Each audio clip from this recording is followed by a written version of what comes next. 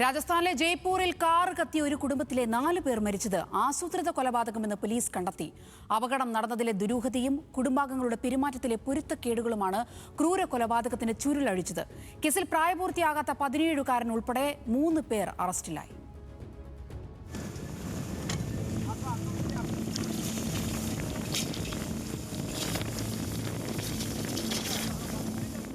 കത്തിക്കരിഞ്ഞ കാറിന്റെ ഡ്രൈവർ സീറ്റിൽ ആരും ഉണ്ടായിരുന്നില്ല. എങ്ങനെ 4 മൃതദേഹങ്ങളും കാറിന്റെ പിൻസീറ്റിലെത്തി? കുടുംബത്തിലെ 4 പേർ മരിച്ചിട്ടും മകൻ എന്തുകൊണ്ടാണ് ഭാവഭേദമില്ലാതെ പെരുമാറുന്നത്? പോലീസിന്റെ ഈ സംശയങ്ങളാണ് ആ ആസൂത്രിത കൊലപാതകത്തിന്റെ ചുരുളഴിച്ചത്.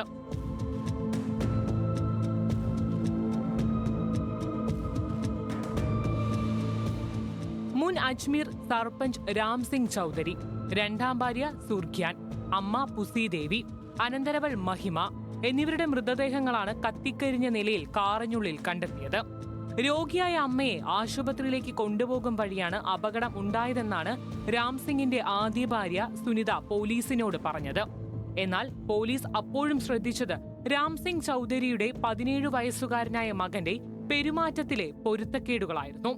കുടുംബത്തിലെ 4 പേർ മരിച്ചിട്ടും ഒന്നും നടക്കാത്ത മട്ടിലായിരുന്നു മകന്റെ പെരുമാറ്റം. കാറിലെ പിൻസീറ്റിൽ നിന്നാണ് 4 പേരുടെയും മൃതദേഹങ്ങൾ ലഭിച്ചത്. ഡ്രൈവർ സീറ്റിൽ ആരും ഉണ്ടായിരുന്നില്ല എന്നതും സംശയത്തിന്റെ ആക്കം കൂട്ടി. രാം സിംഗിന്റെ രണ്ടാം ഭാര്യ സുർഖ്യാന് കുത്തേറ്റിരുന്നതായും പോലീസ് കണ്ടെത്തി. ഇതോടെ നടന്നത് അപകടമല്ലെന്ന് പോലീസ് ഉറപ്പിച്ചു.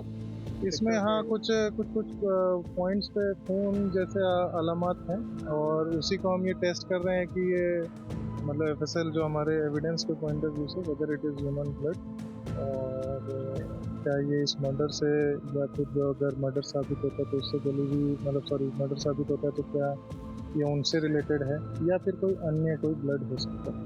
രാം സിംഗ് ചൌധരി രണ്ടാം വിവാഹം ചെയ്തതിന് പിന്നാലെ കുടുംബത്തിൽ തർക്കം പതിവായിരുന്നു.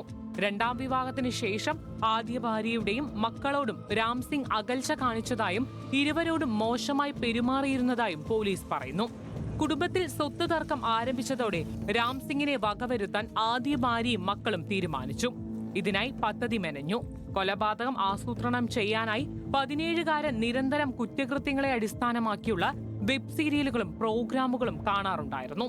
കൊലപാതകം നടത്തുന്ന രീതികൾ, പോലീസ് നടപടിക്രമങ്ങൾ, തെളിവ് നശിപ്പിക്കുന്ന രീതികൾ എന്നിവയെല്ലാം മകൻ വെബ് സീരിയലുകളിലൂടെ മനസ്സിലാക്കി വെച്ചു.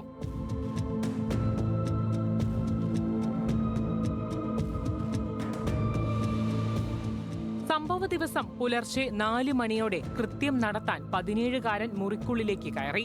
തലേന്ന് രാത്രി രാം സിംഗും രണ്ടാം ഭാര്യ സുർഖ്യാനും മദ്യപിച്ചിരുന്നുവെന്ന് പോലീസ് പറയുന്നു. മദ്യലഹരിയിൽ ഉറങ്ങിക്കിടന്ന രാം സിംഗിനെ മകൻ ആഞ്ഞുകുത്തി. ശബ്ദം കേട്ട് തൊട്ടടുത്ത് ഉറങ്ങിക്കിടന്ന സുർഖ്യാൻ ഉണർന്നതോടെ പദ്ധതി പാളി. സുർഖ്യാൻ ബഹളം വെച്ചതോടെ തൊട്ടടുത്ത മുറിയിൽ ഉറങ്ങുകയായിരുന്ന അമ്മ പുസീദേവിയും അനന്തരവൾ മഹിമയും മുറിയിലേക്ക് ഓടിയെത്തി. ഇതോടെ 17-കാരനും അമ്മ സുനിതയും സഹോദരി സരിതയും ചേർന്ന് 4 പേരെയും വകവരുത്തി.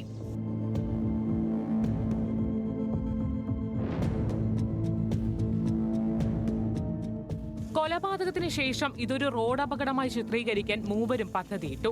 പിന്നാലെ മൃതദേഹങ്ങൾ രാം സിംഗിന്റെ സ്കോർപിയോ കാറിനുള്ളിലാക്കി റോഡരികിലെത്തിച്ച് കത്തിക്കുകയായിരുന്നുവെന്ന് പോലീസ് പറയുന്നു.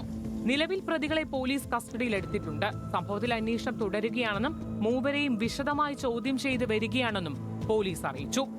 National desk, news Malayalam.